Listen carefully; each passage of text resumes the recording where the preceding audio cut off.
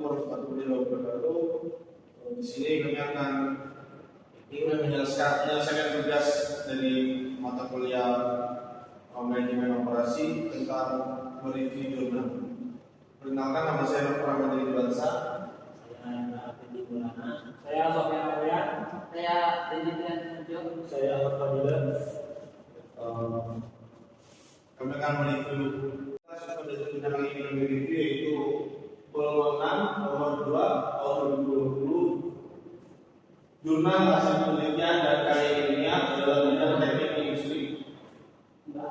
Abstrak penelitian ini menggunakan metode simulasi Monte Carlo untuk meramalkan permintaan kredit singkong. Hasil peramalan untuk tahun 2019 menunjukkan total permintaan sebesar 47.170 kg dengan akurasi 97,53%. Sedangkan untuk tahun 2020 total permintaan diperkirakan 45.958 kg dengan akurasi 98,68%.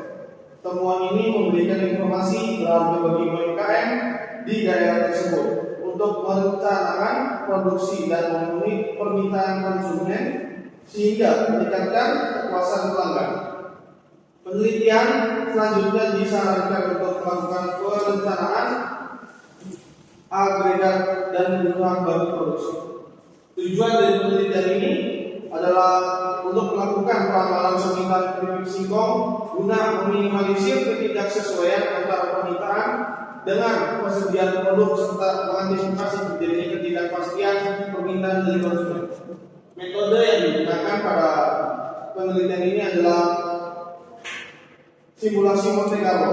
Pada tahap pengumpulan data historis dari permintaan keripik singkong pada tahun 2018 dan 2019 dikumpulkan. Pengolahan data dilakukan menggunakan simulasi Monte Carlo untuk mendapatkan hasil peramalan 12 bulan ke depan. Ya, di sini ada hasil permintaan keripik singkong. Pengolahan data pada tahap ini merupakan pengolahan terhadap data yang diperoleh. Pengolahan data menggunakan simulasi Monte Carlo untuk mendapatkan hasil peramalan yang dilakukan sebanyak 12 periode pada masa yang akan datang. Adapun tahapan dari simulasi Monte Carlo yaitu penentuan distribusi probabilitas dari jumlah permintaan. Distribusi probabilitas merupakan distribusi yang menggambarkan peluang dari sekumpulan variabel sebagai pengganti frekuensi. Adapun rumusnya yaitu P F per J. Keterangan pada F ini keterangan itu frekuensi, P distribusi probabilitas ke 1 dan J jumlah. Lalu penentuan distribusi probabilitas kumulatif, penentuan interval angka acak, pembangkitan bilangan random acak. Salah satu teknik pembangkitan bilangan random yaitu LCD, linear configured generator. Adapun rumus yaitu ZI sama dengan A kali ZI minus 1 plus Z mod N UI sama dengan ZI per N. Keterangan A adalah faktor pengalian, C adalah angka konstanta yang bersyarat increment, M adalah modulus atau modul, ZO menentukan pembangkit bibit, ZI hasil bilangan, UI bilangan acak per I. Pembangkitan bilangan acak dilakukan sebanyak 12 sesuai dengan peramalan permintaan di 12 periode. E melakukan peramalan dengan menggunakan prosedur simulasi. Untuk selanjutnya akan dibacakan oleh Sofia.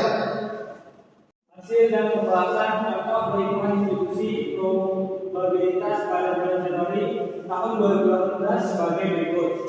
P Januari sama dengan jumlah permintaan bulan Januari bagi total jumlah permintaan, yaitu 3.491 dibagi 46.004. Januari sama dengan 0,075 atau 0,08. Di sini ada pelajaran distribusi probabilitas probabilitas hasil distribusi probabilitas atau nilai uang yang akan dijadikan dengan frekuensi kejadian dari setiap variabel. Contoh hasil perhitungan pada bulan Januari pada tahun 2018 diperoleh nilai distribusi probabilitas sebesar 0,08 dan pada tahun 2019 diperoleh nilai distribusi probabilitas sebesar 0,82. Ya, ini penentuan distribusi probabilitas kumulatif. Di situ ada bulan dari Januari sampai Desember tahun 2018 per kilonya, distribusi probabilitas, distribusi probabilitas kumulatif. Sebelahnya juga bulan sama Januari sampai Desember. Hasil perhitungan distribusi probabilitas kumulatif. Contoh perhitungan distribusi probabilitas kumulatif pada bulan Februari tahun 2018 merupakan hasil penjumlah dari nilai distribusi probabilitas bulan Januari dan Februari, yaitu 0,8 ditambah 0,09 sama dengan 0,17. Hasil perhitungan pada tabel 5 dan 6 akan dijadikan sebagai pedoman dalam penentuan interval angka acak. Baik, selanjutnya akan dijelaskan oleh Indra Arifin Muhammad. Ini adalah penentuan interval angka acak. Pada penentuan interval angka acak digunakan untuk mencari nilai pembatas, yaitu minimal dan maksimal. Pembuatan interval angka acak berdasarkan tabel pada penentuan distribusi kumulatif pada tabel 5 permintaan pada tahun 2018 dan tabel untuk permintaan pada tahun 2019. Kemudian bagus pengeluaran interval angka acak selalu dimulai dengan angka 0 sebagai nilai yang paling rendah paling minimal. Hasil nilai dari interval angka acak dapat dilihat pada tabel pada tanggal 8. Ini tahun ini terdapat interval angka acak dari tanggal 8 interval acak. Hasil dari interval angka acak akan dijadikan pedoman dalam melakukan proses simulasi untuk menghasilkan hasil peramal. Pembagian bilangan acak atau random. Pembagian bilangan menggunakan LCD, linear, mononomial, generator. Komponen untuk proses perhitungan terdiri dari kualitas sampai 13, T sampai 35, Z sampai dengan 20, M sampai dengan 39. Adapun contoh perhitungannya sebagai berikut.